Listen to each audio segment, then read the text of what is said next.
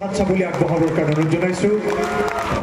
এতিয়া আনুষ্ঠানিকভাৱে কেন্দ্ৰীয় সমিতিৰ সভাপতি যাদৱ গগৈ আৰু জিলা সমিতিৰ কাৰ্যকৰী সভাপতি বিকাশ কোচ ডাঙৰীয়াক অনুৰোধ জনাইছোঁ এই সম্বোধনা পত্ৰখনি আগবঢ়াবৰ কাৰণে। আৰু ৰংপুৰ সংস্কৃতি বন বঁটাটি এতিয়া আগবঢ়াব বিচাৰিছোঁ। এয়া ৰংপুৰ সংস্কৃতি বন বঁটা ভ্ৰাম্যমানৰ মহাৰণী চলচ্চিত্ৰৰ মহাৰথী প্ৰস্তুতি পৰাশৰ বাইদেউৰ বাবে যি বঁটা বিশ্ব শইকীয়াদেৱে গ্ৰহণ কৰি গৈছে, বিষ্ণু খাৰুঘৰীয়া, নিপন গোস্বামী, ৰবি শৰ্মাৰ দৰে অভিনেতাই গ্ৰহণ কৰি গৈছে, সেই বঁটা এয়া এই বৰ্ষত প্ৰস্তুতি পৰাশৰ বাইদেউলৈ আগবঢ়াবলৈ পাই আমি অত্যন্ত আনন্দিত। নমস্কাৰ সকলোকে। কেনে আছে ৰাইজ? কেনে আছে ৰাইজ? ভাল। এইফালৰ পৰাহে ওলাইছে ভালটো দেখোন। এগৰাকীয়ে কৈছে ডাঙৰকে ভাল বুলি। সেইফালে ভাল নে পিছফালে ৰাইজৰ? বিহুৰ বলীয়া বতৰ ভাল নহয়নো পাৰেনে অসমীয়াৰ খবৰ? নহয়নে? একাদশ বাৰ্ষিক কেন্দ্ৰীয় ৰঙালী বিহু সন্মিলন অসমীয়া যুৱ মঞ্চৰ আয়োজনত আমাৰ বাপতি সাহোন ৰঙালী বিহুৰ এই আন্তৰিক মুহূৰ্তত এই অভাজনক শিৱসাগৰবাসী ৰাইজে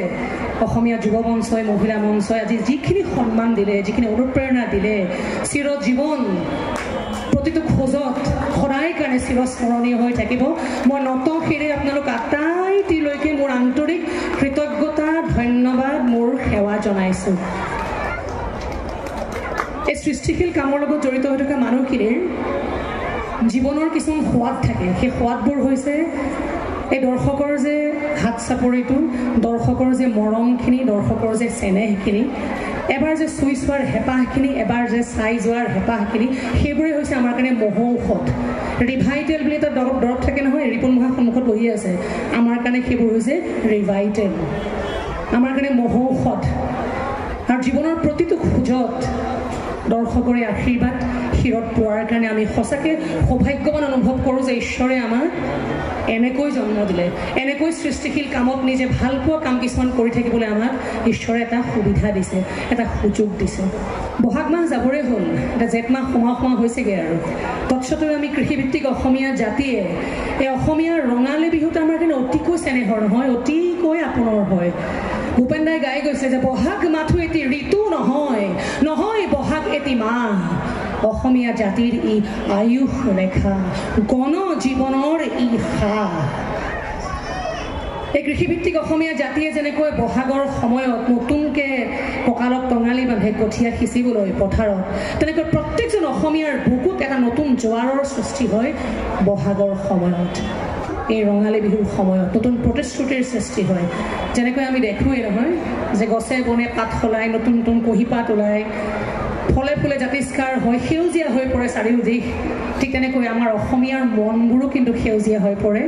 এই ৰঙালীৰ সময়খিনিত। ইমান এটা ডাঙৰ গুৰু দায়িত্ব দিলে মোক আজি, কাৰণ মোৰ দায়বদ্ধতা আৰু বেছি বঢ়াই দিলে এই যি বঁটা দিলে, আজি মোক যি সন্মান দিলে। গতিকে এই গুৰু দায়িত্ব অনুভৱ কৰি কিছু মনৰ কথা আপোনালোকৰ আগত ব্যক্ত কৰিবলৈ চেষ্টা কৰিছোঁ মাত্ৰ। দীক্ষু আহিব চাগে নহয় আজি? আহিলে ইতিমধ্যে চাগে। মোৰ খুব এগৰাকী প্ৰিয় কণ্ঠশিল্পী, তেওঁ আমাৰ থিয়েটাৰত বহুত গান দীক্ষুৱে গাইছে আৰু খুব মই তেওঁৰ ফেন। দীক্ষুৰ গান শুনিবলৈ আটাই অধীৰ আগ্ৰহেৰে ৰৈ আছে নহয়? আছেনে বাৰু ৰৈ ৰাইজ? ৰৈ আছে? গতিকে এইখিনি সময়ত কথাৰে বৰ বেছি আমনি কৰিলে ভাল নালাগিব। আৰু ঈশ্বৰে অভিনয়টোহে দিলে, কণ্ঠটো ইমান বেয়া দিলে, গান গালে বিৰাট বেয়া শুনে, বিৰাট বেসুৰা গাওঁ। তথাপিতো কেতিয়াবা মাজে মাজে চেষ্টা কৰোঁ, নকৰা নহয়। তথাপিতো আজি ইমানখিনি দৰ্শক সমাগত হৈছেই, ইয়াত গোট খাইছেই, মই আৰু মোৰ এই বেসুৰা কণ্ঠৰে গান গাই পেলাই আপোনালোকক মই ব্যতিব্যস্ত নকৰোঁ। কিন্তু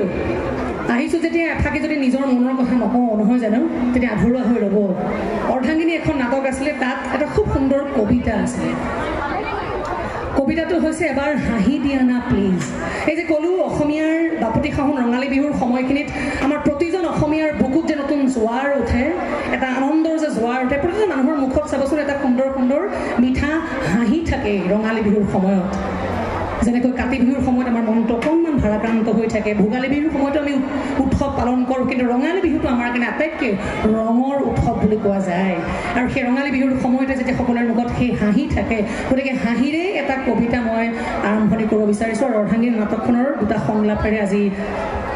চমু অনুষ্ঠান সামৰিম। এবাৰ হাঁহি দিয়া না তুমি প্লিজ বহুতৰে ডালিম গুটিয়াবোৰে কিজানি অকণমান পোহৰৰ মুখ দেখি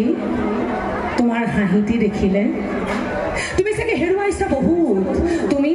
হেৰুৱাইছা বহুত তথাপিও তুমি হাঁহিব পাৰা এই ভাবি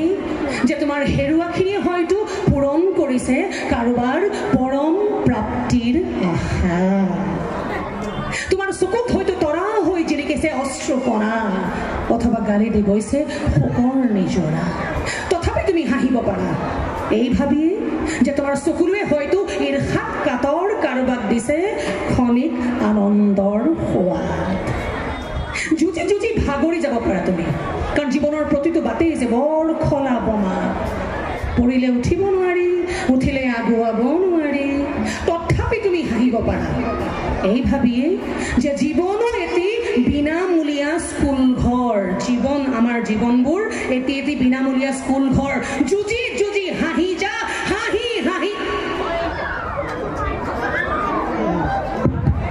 ইমান উদাত্ত কণ্ঠ শুনি মাইক্ৰফোন বন্ধ হৈ গৈছে হাঁহি যুঁজি হাঁহি যা মুঠতে তাতো চলে হাঁহিৰেই ক্লাছ কোন ফেল কোন পাছ হাঁহি আত্মহাৰা নহবা তুমি পিছে হাৰিও হাঁহিব পাৰিবা তুমি এই ভাবিয়ে যে তোমাৰ পৰাজয়টো হয়তো কাৰোবাৰ উঠত আঁকিছে বিজয়ৰ অহংকাৰ আৰু তোমাৰ বুকুত মহানতাৰ অলংকাৰ এবাৰ হাঁহি দিয়া না তুমি প্লিজ তুমি হহা দেখি যদি কোনোবাই কয় তুমি উন্মাদ কেতিয়াবা অট্টহাস্য কৰিলে জানা উন্মাদ বুলি কয় পাগলৰ দৰে কিয় হাঁহিছ তুমি হহা দেখি যদি কোনোবাই কয় তুমি উন্মাদ বুজাই দিবা তুমি হাঁহিব নাজানিলে জীৱনেও কৰিব পাৰে বিসম্বাদ হহাৰ যদি নাই কোনো কাৰণ তথাপিও হাঁহিব পাৰা তুমি এই ভাবি যে উশাহ নিশাহ লৈ থকা যন্ত্ৰবোৰত এই যে ডুবাই থাকে উশাহ নিশাহ লৈ থকা যন্ত্ৰবোৰত আজি জমা হৈছে বহু কাৰ্বন এয়া চোৱা মই হাঁহিছোঁ এবাৰ তুমিও হাঁহি দিয়া না প্লিজ আটাই হাঁহি থাকোঁ কাৰণ হাঁহি হৈছে আমাৰ কাৰণে ডাঙৰ শক্তি জীৱনৰ প্ৰথম মুহূৰ্তটো যদি আমি হাঁহিৰে পাৰ কৰোঁ বিচনালৈ গৈ শোৱাৰ সময় কিন্তু আমাৰ মুখখন হাঁহিৰে শেষ হ'ব গতিকে এই হাঁহিৰে জীৱনবোৰ ভৰপূৰ হৈ পৰক অৰ্ধাংগিনী নাটকখনত শেষত এগৰাকী মাতৃয়ে নিজৰ সন্তানৰ ওপৰত এটা কোৰ্ট কেছ কৰে কিয় কৰে সন্তানৰ ওপৰত মাকেনো কেছ কৰে নে কেতিয়াবা শুনিছেনে বাৰু সেই কথাটো সন্তানে কেছ কৰা শুনিছোঁ আমি নহয় ধন সম্পত্তি বিচাৰি পৈতৃক সম্পত্তি বিচাৰি কেছ কৰে উত্তৰাধিকাৰী বিচাৰি কেছ কৰে কিন্তু মাকেনো কেছ কৰা দেখিছেনে কেতিয়াবা অৰ্ধাংগিনীখনত কৰিছিলে তেতিয়া পুতেকে কয় যে এইবোৰ তুমি কি কৰিছা তুমি মোৰ বিৰুদ্ধে কেছ খেলিবা তেতিয়া মাকে কয় তাৰে মোৰ বিৰুদ্ধে তুমি ক্ষতিপূৰণ বিচাৰিবা তেতিয়া মাকে কয় মইতো একো বিশেষ ক্ষতিপূৰণ বিচাৰাও নাই তোৰ পৰা এটা সন্তান গৰ্ভস্থ হোৱাৰ পৰা ডক্তৰৰ ফিজ হাস্পাতালৰ খৰচ বেবী ফুড খেলা বস্তু বেমাৰৰ ঔষধ দিনে 3-4 সাঁজকৈ খোৱা ভাত স্কুল ফিজ টিউচন ফিজ কিতাপ বহী কলমৰ খৰচ এইখিনিহে বিচাৰিছোঁ মই তোৰ পৰা মাক দেউতাকবোৰৰ মৰম চেনেহ আদৰ যত্ন এইবোৰৰ মূল্য আজিলৈকে ক'তো নিৰ্ধাৰণ হোৱা নাই সেয়েহে মই অনুমান কৰি কিছুমান হিচাপ ধৰি দিছোঁ এতিয়া কোৰ্টে বিবেচনা কৰি চাব সেই হিচাপবোৰ বেছি হৈছে নে কম হৈছে টকা পইচাৰে যিহেতু তহঁতে মাৰ পাপাৰক জুখিবলৈ চেষ্টা কৰ গতিকে আমি সন্তানক টকা পইচাৰে জুখি চোৱাত আপত্তি কিহৰ যিবোৰ সন্তানে বিলাসিতাৰ নাম লৈ মাক দেউতাকবোৰক অকলে মৰিবলৈ পেলাই থৈ যাব পাৰে অনৰ্থক ঝামেলা বুলি নামাকৰণ কৰি বৃদ্ধাশ্ৰমত থৈ এটা মুক্ত জীৱন যাপনৰ হাবিয়াস কৰিব পাৰে তেনে প্ৰত্যেকজন সন্তানৰ বিৰুদ্ধে এনে একোটা কেছ ৰুজু হোৱাটো দৰকাৰ যদি এয়াই আধুনিকতা হয় যদি এয়াই শিক্ষিত নতুন প্ৰজন্মৰ আধুনিক চিন্তা হয় তেনে সন্তানক লৈ দেখা মাক দেউতাকৰ আশা চেনেহ মৰম বিশ্বাস এইবোৰৰো এটা মাৰ্কেট ভেলু নিৰ্ধাৰণ হোৱা উচিত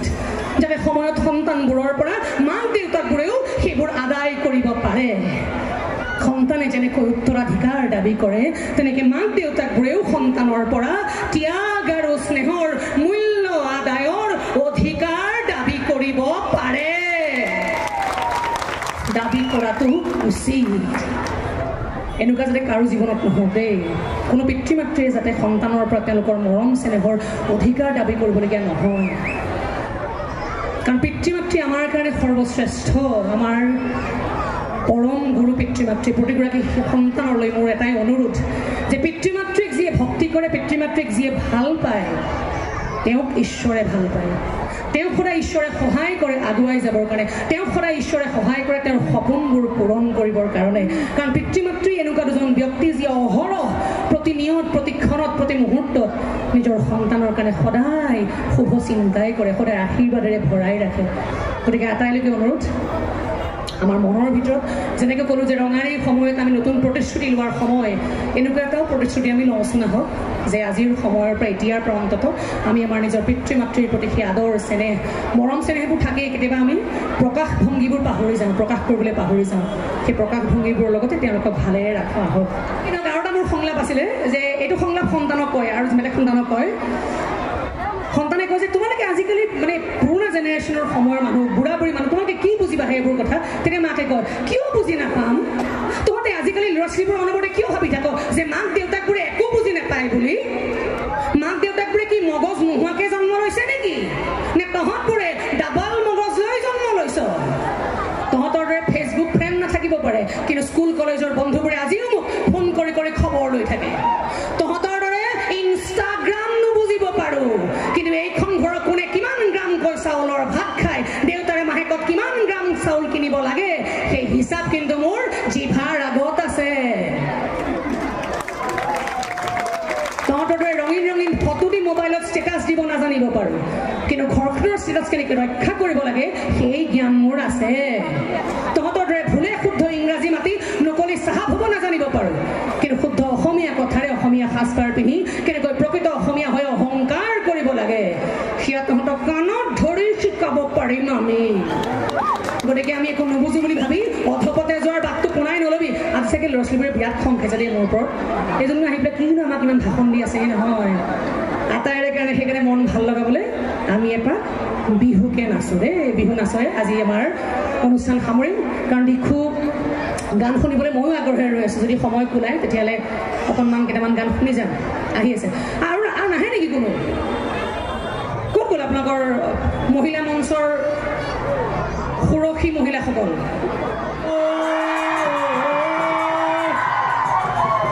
কিনো চব মহিয়া বতাহ জাতি মাৰিলে ঐ গছে বনে হলা লেও পাত কিনো অসমীয়া বিহুতি আহিলে ঐ গৰু চালে লগালে মাত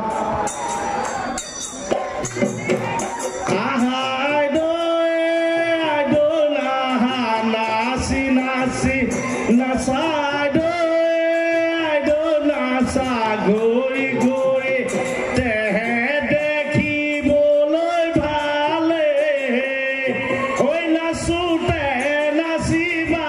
কঁকালটি ভাঙিবা ঐ নাচোতে নাচিবা কঁকালটি ভাঙিবা তেহে দেখিবলৈ ভালে আহা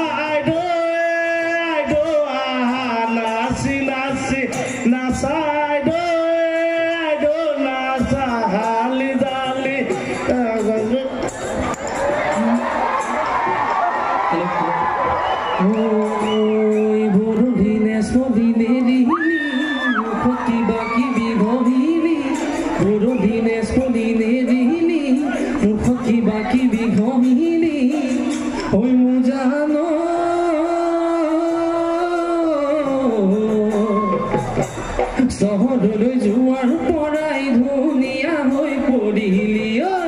চহৰলৈ যোৱাৰ পৰাই ধুনীয়া হৈ পৰিলি বাদিৰে বগদি ভূতলি আচাৰ বনাবলৈ এৰিলি বাদিৰে বগদি ভূতলি আচাৰ বনাবলৈ এৰিলি ঐ মোৰ জানো জাম জেলি লুচি ভাজি খুৱাই আলহী খেদিলি ঐ জাম জেলি লুচি ভাজি খুৱাই আলহী খেদিলি